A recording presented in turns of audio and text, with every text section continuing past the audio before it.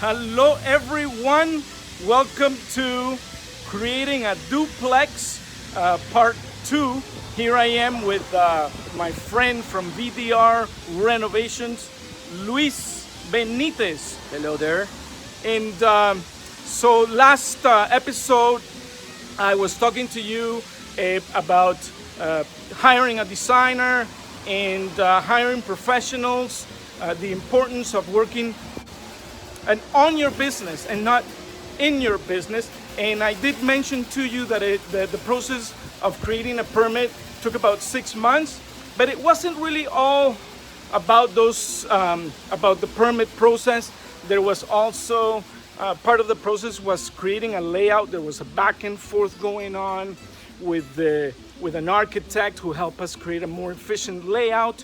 But the bottom line is that we are essentially we're hiring professionals so that we can take care of our business. So in our case, that's pretty much creating a deal flow and in growing our portfolio. So, along those lines of hiring professionals, we also like to hire a general contractor. A general contractor for us is very important because they will manage the entire process for us. They will manage they will coordinate the trades. They will project manage, and then all we need to do is actually have a one point of contact while the whole project is moving forward. And then we as investors can continue working on what we do best, which is growing our portfolio. Now it's important when we hire a general contractor that we work with somebody who we trust, somebody who's a professional, somebody who has experience, and most importantly for us investors, these general contractors, it's best for them to be investor savvy. What does that mean? It means that they know that they need to stay on time. Timelines are important. They know that they need to project manage, and they also know that components need to be durable. Finishes need to look nice, but also costs needs to stay efficient. Now, one of the things that I like about VDR Renovations, Luis Benitez, you guys, when you were quoting us, you quoted the everything in chronological order. In other words, you did all of the components separately, and in the way that you're actually going to do the work itself. So you started right off the bat with the excavation and the creation of the main entrance. So why don't you tell us a little bit how you created that chronological order or that sequence, and why did you do it that way? Well, actually, that comes from the experience from our past projects and our also background in construction. That you have to plan everything as in a manner that can guarantee the flow of the project without any problems ongoing. So basically, like the access door on the side or the side entrance for this project is one of those things are main, because there's gonna be some work that is gonna happen on the outside of the house. Also, it's gonna get into the inside of the house, and there is a timing for this part of the project that has to be in advance acknowledged to make it in a proper time. Yeah. So we are starting over with the outside of the side entrance. Then we are scheduling electrical, mechanical work. First mechanical to move some duct work inside of the house, so we can do the framing after, frame ceilings, walls as scheduled, as programmed. And then we move forward with electrical, insulation, drywall, and go on.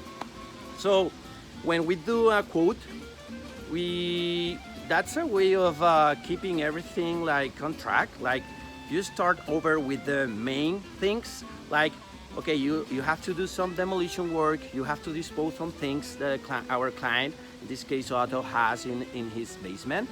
Then you schedule the opening of the main of the sign entrance. Then you schedule mechanical, electrical, in this order.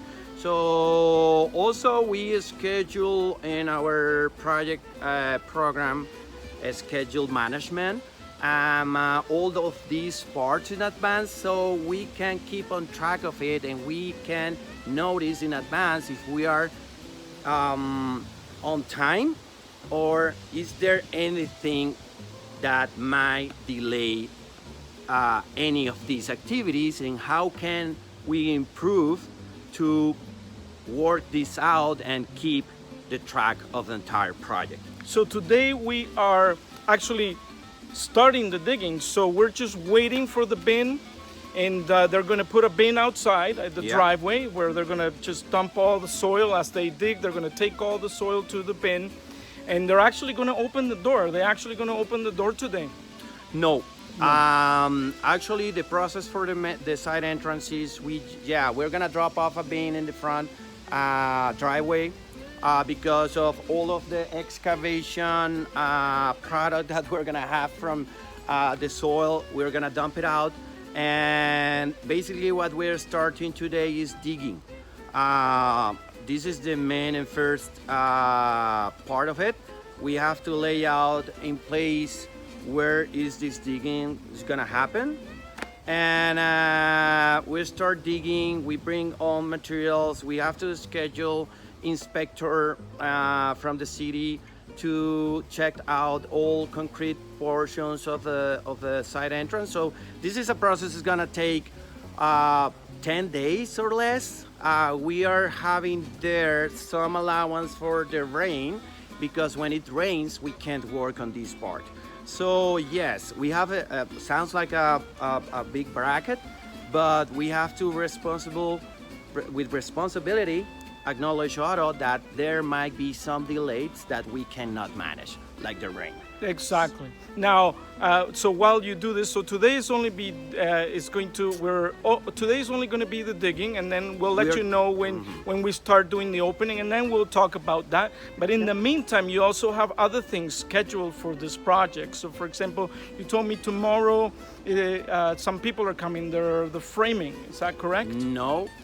Tomorrow mechanical work is starting inside. We have to do mechanical first before framing. So we can move all the dot work is in the middle that we don't want that to be there. We move it to whatever we already discussed and as per drawings. And by the way, sorry to interrupt you there, but I just wanted to let people know that one thing that I appreciate from you guys, and especially from you, Luis, when we were inside, we were looking at some of the ducts, and we'll talk about the ducts. We'll show you the actual ducting work that was done by the original builder.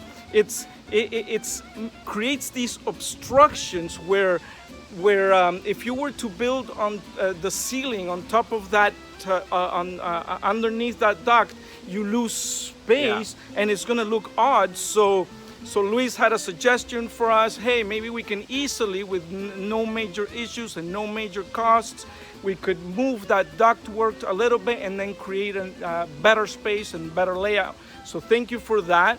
And but you were saying, so tomorrow the mechanical people are coming over and they're going to start some of that work. Is that correct? Yes. Based on what you just said, Otto, the thing is that further than whatever a designer can put on a drawing, we always like to inspect and like provide an input on past experiences we have had. So we always try to look forward in the future and see, you know what, this thing here has to be moved. It's gonna be better. We let our client know about it, so he can think about it, discuss with the designer, and take a decision after. And this is like providing some kind of value further than just come in and do execution. So And yeah, we were talking about the duct work. It's gonna start tomorrow. We have a schedule for tomorrow on Wednesday. We are doing procurement for all materials for framing.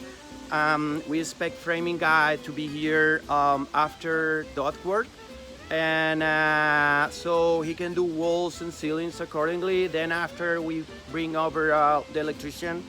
Electrician already put the requirement for raising up the main breaker from 100 to 200 ampere. Very important. In most cases, it is advisable, at least we make the decision in our property or in this property, to up the amperage of the electrical panels, because most properties, they're designed for single family they're single family residences, but the minute that you start putting a second kitchen, a second laundry room, it's always wise to increase the amperage.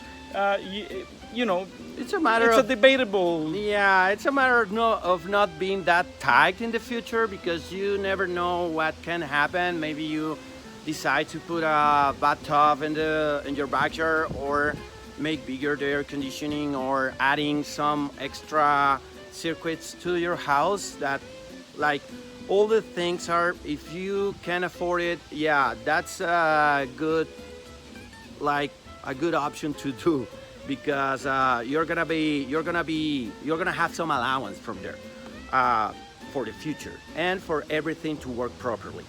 Right. So coming back to the schedule, after electrician is done, we are doing insulation, putting resilient channels. And we're doing resilient channels for soundproofing, but we'll be talking a little bit more about that in the near future. So please continue. After drywall, and go on some other portion of the project. And basically, anyways, I think we're gonna keep talking about it, myself or my partner Jose, who's not here right now, but he's gonna be soon with you guys. And basically, we're gonna be updating you time by time how are we doing this project, and I think it's gonna be amazing. I think we're gonna we have a good vibe in here, and excited to start on. That's amazing. Well, thank you so much for your time today, for sure, Luis. And I hope we were able to provide you with some value. We're looking forward to providing more and more value. And don't forget, if you're watching this on Facebook, also check out the YouTube channel, because not everything is going to be posted on Facebook. Some of the conversations we're gonna have might get a little bit technical, so we're not gonna post everything on Facebook. But if you want to know a little bit more about everything itself, go to our YouTube page and or our YouTube channel, subscribe, maybe even hit that notification bell so that you're notified every time that there's a new episode coming on. So anyway, thank you so much for this time today. Thank you, Luis. Thank you, Otto. Thank you, guys. I'll talk to you very soon again. Bye for now. Bye.